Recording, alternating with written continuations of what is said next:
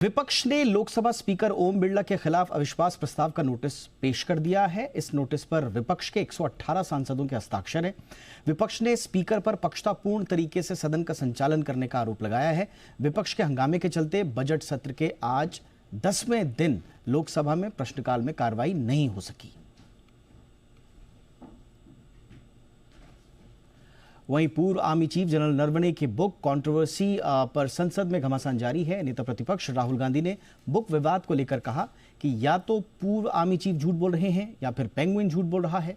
राहुल ने कहा कि उन्हें विश्वास है कि नरवणे झूठ नहीं बोलेंगे। अगर पेंगुइन, रैंडम हाउस इंडिया ने कहा है इधर से कि नरवणे की किताब अभी तक पब्लिश नहीं हुई है। पब्लिशिंग के सभी राइट्स पब्लिशर के पास है। नरवणे की अप्रकाशित किताब लीक मामले में दिल्ली पुलिस ने एफआईआर दर्ज की है। वहीं पेंगुइन ने कहा है कि वो मामले की कानूनी एक्शन लेगा मामले में। और इन दोनों खबरों पर दिल्ली से हमारे साथ हमारे सहयोगी नीरज पांडे जुड़ रहे हैं। सबसे पहले नीरज, आपके पास आएंगे।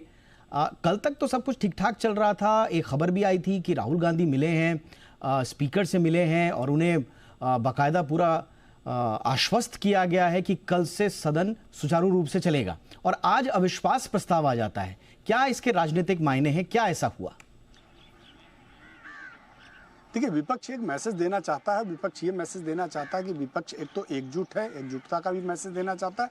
दूसरा, विपक्ष ये भी बताना चाहता है कि अपने जो वोटर्स हैं, अपने जो लोग हैं, उनको सीधा ये संदेश देना चाहता है कि सरकार, लोकसभा स्पीकर कहीं ना कहीं स्पीकर कंप्रोमाइज्ड है और स्पीकर नहीं चाहते हैं कि ये डिबेट हो। जो आरोप लगाया गया है वो इसीलिए लगाया गया है कि बार बार कहा जा रहा है कि स्पीकर कुर्सी पर बैठकर न्याय नहीं कर पा रहे और इसीलिए आज विपक्ष के 118 सांसदों ने बाकायदा साइंड एक अविश्वास प्रस्ताव का नोटिस सेक्रेटरी जनरल के ऑफिस में दिया है, जिस पर अभी फिलहाल कार्रवाई शुरू हो गई है। देखिए, एक जो लोकसभा का नियम है उसके अनुसार 14 दिन बाद उस लेटर को सदन के सामने रखना चाहिए, लेकिन अभी उस लेटर को लेकर भी संशय है। क्यों? क्योंकि लेटर में अगर आप देखें तो जो कुछ डेट्स हैं वो डेट्स बहुत गलत लिखी गई हैं। यानी कि 2025 की डेट लिखी गई है। 2 फरवरी 2025 का जिक्र किया गया है, 3 फरवरी 2025 का जिक्र किया गया है। तो टेक्निकली, तकनीकी तौर पर जब लेटर की जांच की जाएगी और एक एक वर्ड की जांच की जाएगी तो कहीं ऐसा ना हो कि उस लेटर की वो लेटर तकनीकी रूप से खारिज कर दिया जाए, पहली चीज़। दूसरी चीज़ ये है कि विपक्ष ये भी चाहता है कि जब इस पर बात होगी और सदन में पहले ही दिन लीव आएगा और उस पर जो है सब सांसद उठकर साथ खड़े होंगे तो विपक्ष की एकजुटता का भी दिखाने का एक जरिया होगा, एक तरीका होगा कि हमारा जो विपक्ष है समूचा एक है, इस मुद्दे पर एक है और इस मुद्दे पर हम लोकसभा स्पीकर के खिलाफ अविश्वास प्रस्ताव लाना चाहते हैं। ये अलग बात है कि जो संसद में, लोकसभा में जो बहुमत है वो सरकार के साथ है। देखिए, कहीं से भी लोकसभा स्पीकर की कुर्सी को लेकर कोई खतरा नहीं है, कहीं कोई संशय नहीं है, क्योंकि भारतीय जनता पार्टी और प्रस्ताव लाने के लिए मिनिमम 50 सांसदों की आवश्यकता होती है। वो तो पूरा दिख रहा है। प्रस्ताव लाने के लिए 118 वो तो पूरा दिख रहा है, लेकिन पारित करने के लिए आपको 50% + 1 यानी कि 272 चाहिए होंगे। वो संख्या बल विपक्ष के पास नहीं है, तो टेक्निकली इसकी परिणति कुछ होने वाली नहीं है। लेकिन आपने कहा कि एकजुटता दिखाना इसका मकसद है। बिल्कुल, एकजुटता दिखाना मकसद है। देखिए, तकनीकी तौर पर आप देखें तो ये एक सदन का कोरम होता है कि जब कोई भी नोटिस दिया जाता है और उस नोटिस को अगर सदन एडॉप्ट करता है तो उसके लिए सदन की ही जो है सहमति लेनी होती है, सदन की परमिशन लेनी होती है। तो सदन में परमिशन संसद सदस्य देते हैं।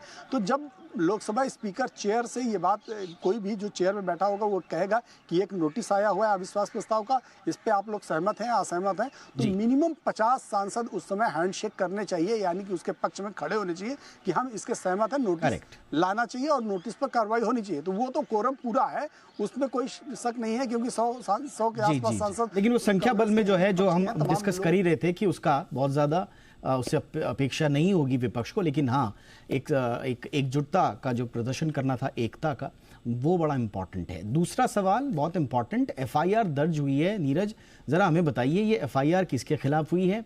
पेंगुइन के खिलाफ हुई है? नरवणे साहब के खिलाफ? किसके खिलाफ ये एफआईआर हुई है? कौन इसमें लोग हैं और इसमें आज किस तरह से आज राजनीति हुई? देखिए, एफआईआर अभी फिलहाल एक अज्ञात उस पर दर्ज हुई है कि जो पेंगुइन कि किताब है वो लीक कैसे हुई। अच्छा, पेंगुइन की तरफ से ही ये बाकायदा एप्लीकेशन दी गई है कि हमारी तरफ से कि हमारे नाम से कोई किताब बाहर आई जो कि अभी तक पब्लिश नहीं हुई, हमने अभी तक पब्लिश नहीं की, इसके सारे राइट्स हमारे पास हैं। तो पेंगुइन के नाम पर किताब कौन छाप रहा है या पेंगुइन के नाम पर वो किताब कहाँ से सामने आ गई, वो जो कंटेंट है वो लीक कहाँ से हो गया, तो इस को लेकर बाकायदा पेंगुइन की तरफ से ही दिल्ली पुलिस को एक लेटर दिया गया है जिस पर एफआईआर दर्ज करके दिल्ली पुलिस ने जांच शुरू कर दी है। अब देखना ये होगा कि उस जांच में क्या पता चलता है। वो किताब जो शो की गई थी, जो दिखाई गई थी राहुल गांधी की तरफ से, वो कहाँ से आई, किसकी तरफ से आई, उसको किसने छापा, पेंगुइन के जो है स्टोर से गायब हुई या पेंगुइन ने छापा या किसी और ने छापा।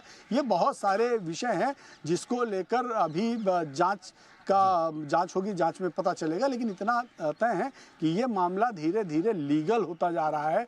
जो मामला संसद में उठा था, जो पॉलिटिकल था, अब वो पूरी तरह से बिल्कुल, और इस पे एफआईआर के बाद स्वाभाविक रूप से इसमें लीगल पहलू भी अब जुड़ गए हैं, लेकिन दूसरी तरफ इस पर राजनीति भी जारी है। बहुत बहुत शुक्रिया नीरज पांडे इन तमाम इनपुट्स के लिए आपका।